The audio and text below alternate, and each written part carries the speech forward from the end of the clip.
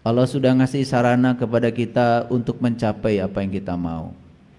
Dia hanya hadir untuk menjadi fasilitator, untuk menjadi katalisator. Kreator kehidupan adalah diri kita sendiri. Yang menentukan nasib kehidupan kita adalah diri kita sendiri. Pikiran kita itulah takdir kita. Oleh karena itu kita diberikan kebebasan untuk memikirkan apapun dalam kehidupan ini. Kita diberi kebebasan untuk menjadi siapa dalam kehidupan ini. Yang menentukan semua adalah diri kita sendiri. Berhenti menyalahkan Allah. Karena selama ini kita menganggap seakan-akan Allah itu semena-mena, menciptakan wajah kita berbeda, menciptakan nasib kita berbeda, menciptakan takdir kita berbeda. Itu yang keliru. Semua yang sedang terjadi dalam kehidupan kita, semua kita sendiri yang mengundangnya. Semua yang sedang kita rasakan hari ini adalah tamu undangan yang telah diundang oleh kita sendiri. Cuman kita lupa bahwa sesungguhnya kita telah membagikan surat undangan ke semesta. Segala penderitaan, kesusahan, kebahagiaan, semua adalah hasil buah cipta karya kita sendiri. Cuma kita sering tidak jujur, tidak bisa bertanggung jawab terhadap semuanya. Semua yang sedang kita rasakan hari ini hanyalah akibat dari sebab yang kita timbulkan. Allah itu hanya menciptakan alam semesta ini mengikuti hukum sebab akibat.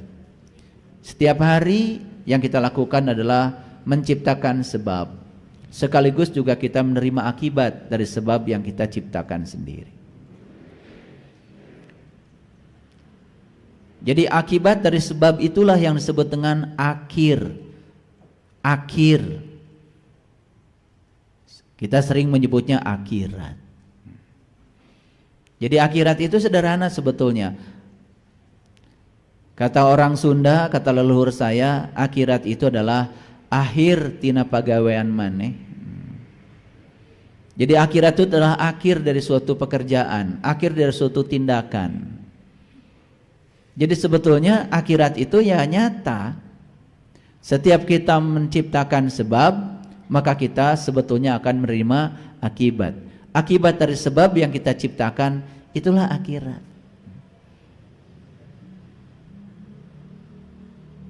Sesederhana itu sebetulnya.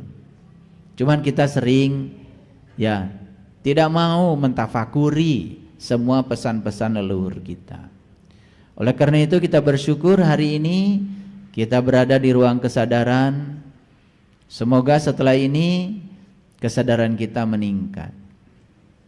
Syukur-syukur kita bisa mencapai puncaknya kesadaran yang namanya Sidratil Muntaha. Jadi Sidratil Muntaha itu, Sidra itu artinya sadar, Al-Muntaha itu adalah penghujung. Sidratil Muntaha itu tidak jauh dari kita. Sidratil Muntaha itu adalah kesadaran puncak yang harus kita capai. Dan siapapun yang sudah mencapai puncaknya kesadaran, Al-Quran menjanjikan, walaqad ra'ahu nazlatan ukhra inda sidratil muntaha indaha jannatul ma'wa. Siapapun yang sudah mencapai puncak kesadaran, maka dia akan mencapai jannah, akan mencapai kedamaian, akan mencapai kebahagiaan. Itu janji yang harus dirasakan, dibuktikan. Jangan cuma sekedar percaya. Karena iman itu tidak cukup dengan percaya. Iman itu harus bukti. Kalau tidak ada buktinya, apa yang mau kita percaya? Yang ada buktinya aja terkadang kita tidak percaya, apalagi yang tidak ada buktinya. Jadi rukun iman yang 6 itu harus bukti nyata dalam diri. Makanya kalau semua sudah bukti nyata dalam diri, maka kita akan mencapai tingkatan iman yang paling tinggi yang disebut dengan isbatul yakin. Tahapan iman yang pertama adalah ilmul yakin. Jadi iman baru sebatas knowledge. Tahapan iman yang selanjutnya adalah ainul yakin. Imannya sudah melibatkan ain, sudah melibatkan penglihatan lahir batin. Tingkatan iman yang selanjutnya adalah hakul yakin. Secara ilmiah sudah dibuktikan, ya, sudah dibuktikan oleh penglihatan lahir dan batin. Itu aja belum cukup. Tingkatan iman yang ketiga adalah hakul yakin. Sudah mencapai hak, sudah tidak ada keraguan lagi. Ternyata ada puncak iman yang terakhir adalah isbatul yakin. Isbat itu dari kata sabat. Sabat, sabat, sabetu. Jadi isbat itu artinya kokoh. Makanya sabtu itu artinya kokoh. Makanya Sabtu itu terjadi setelah Jumat. Jumat dari kata jamaah. Jamaah itu artinya kumpul. Kumpul siapa dengan siapa? Kalau kita sudah kumpul dengan Allah, sudah manunggal dengan Dia, tauhidnya sudah di tingkatan rasa, dari la ilaha illallah sudah naik menjadi la ilaha illahua, naik lagi menjadi la ilaha illa anta, puncaknya adalah la ilaha illa ana. Sudah jamaah, sudah manunggal, sudah ngumpul. Baru hari berikutnya adalah sabat, sabetu, Sabtu, isbat. Kita akan mengalami isbat al-yakin, puncaknya keyakinan.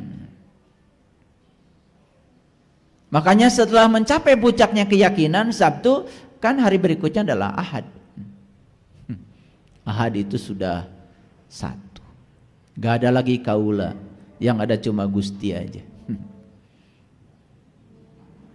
Nah, orang yang sudah mengalami rasa itu, ya, hidupnya sudah tidak terombang lagi oleh benar salah, baik buruk.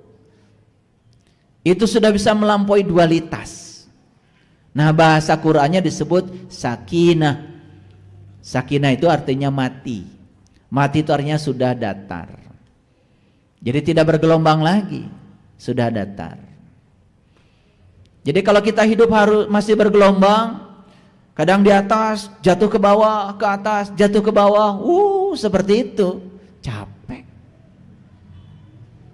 Makanya kalau sudah sakinah, sudah datar, sudah sakinah, sudah sukun. Makanya kalau dalam ilmu tajwid, sukun itu kan titik mati.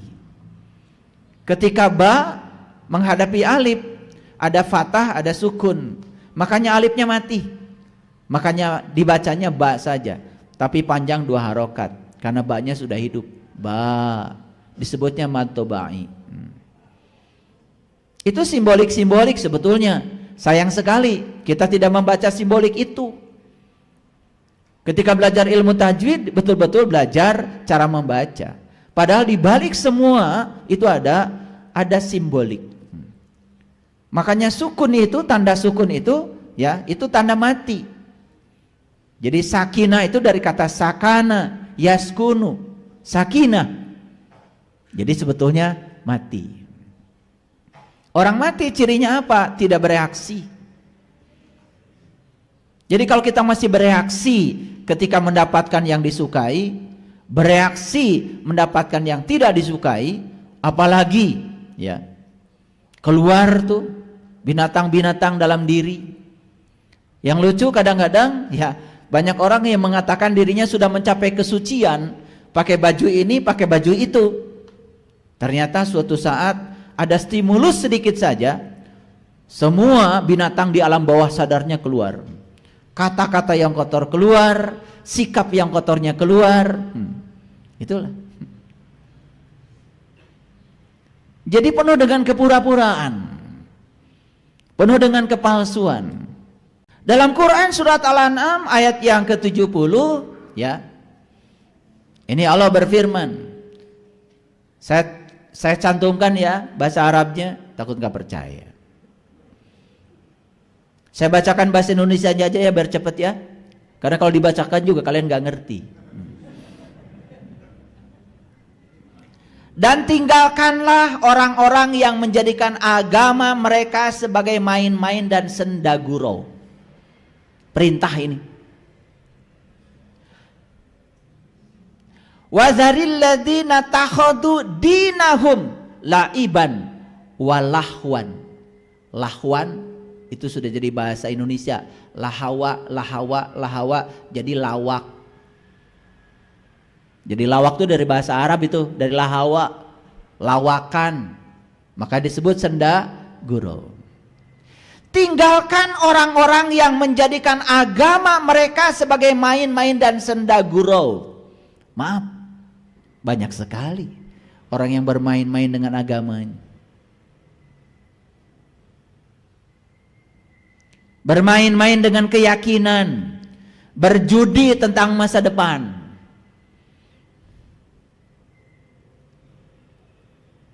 Kalau ditanya sama saya, salat Anda diterima apa tidak sama Allah? Wallahu a'lam. Gak jelas jawabannya. Gimana Allah? Padahal Allah bilang, Allah mah gimana kamu? Makanya dalam kitab Al-Hikam, kalau kamu ingin tahu salatmu diterima atau tidak oleh Allah, tanya aja, lihat perilakumu berubah enggak setelah salat. Orang yang visioner, orang yang visinya jelas, dia selalu mengoreksi diri. Kenapa sehabis sholat kok masih marah-marah? Kenapa sehabis sholat kok saya masih gak sabaran? Kenapa habis sholat saya masih melakukan perbuatan keji dan munkar? Pada sholat itu adalah sarana untuk mencegah kita dari perbuatan keji dan munkar. Kenapa sholat saya tidak mencegah saya dari semua kejahatan saya sendiri? Kan kalau orang yang maju berpikirnya, dia introspeksi diri. Dia terus melakukan perbaikan. Oh, jangan-jangan ada yang salah dalam sholat saya. Begitu dikoreksi ke dalam, oh ternyata di Quran dikatakan sesungguhnya orang munafik itu orang yang sholat. Satu sholatnya malas, dua sholatnya ria, tiga sholatnya ingat Allahnya cuma sedikit. Ingat Allah sedikit aja munafik kata Quran. Apalagi gak ingat sama sekali. Coba. Nah, orang yang sudah kayak robot hidupnya tanpa kesadaran, sudah menjadi diri palsu, resap di panas, tidak mau koreksi diri, merasa paling benar.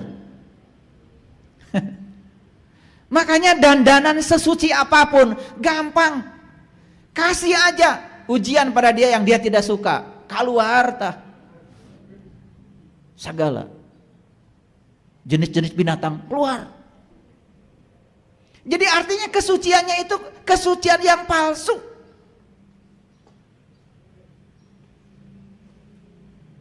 Apa perintahnya?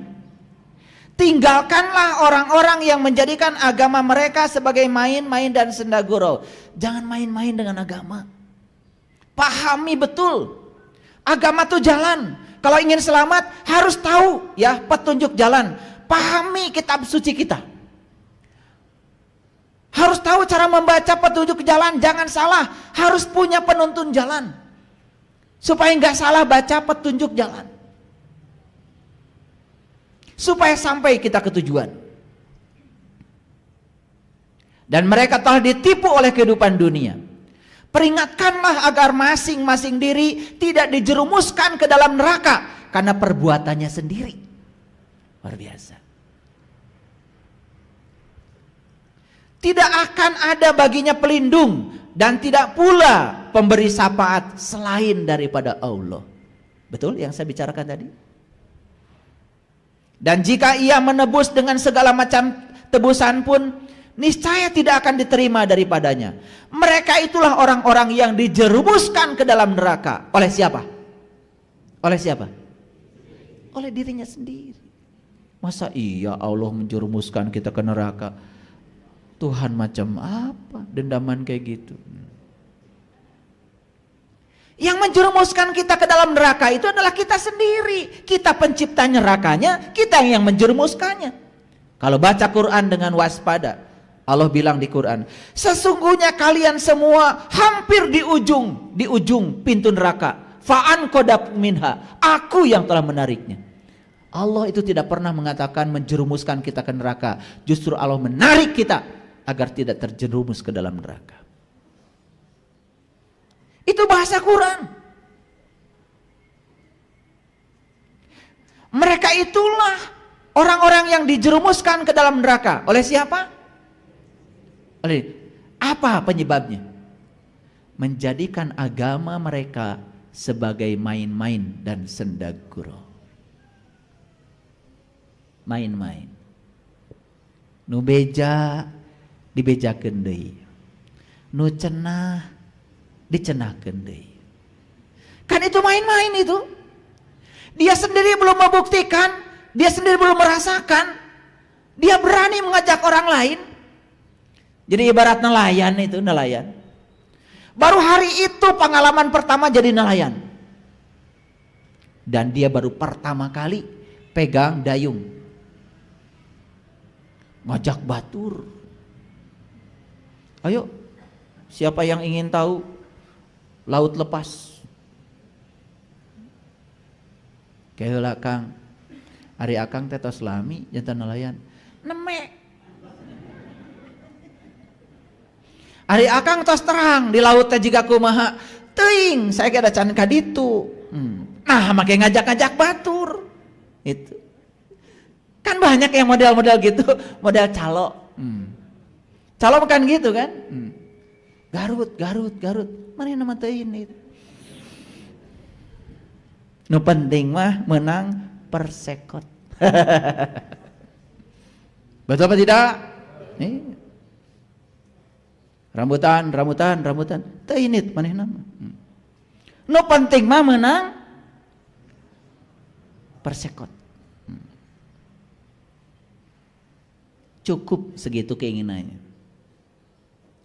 Jadi peringatan nih dari saya, jangan berani-berani mengajak orang ke tengah lautan kalau Anda belum pernah ke sana. Anda tidak berpengalaman di sana. Anda belum tahu suasana di sana. Itu namanya menjerumuskan orang lain.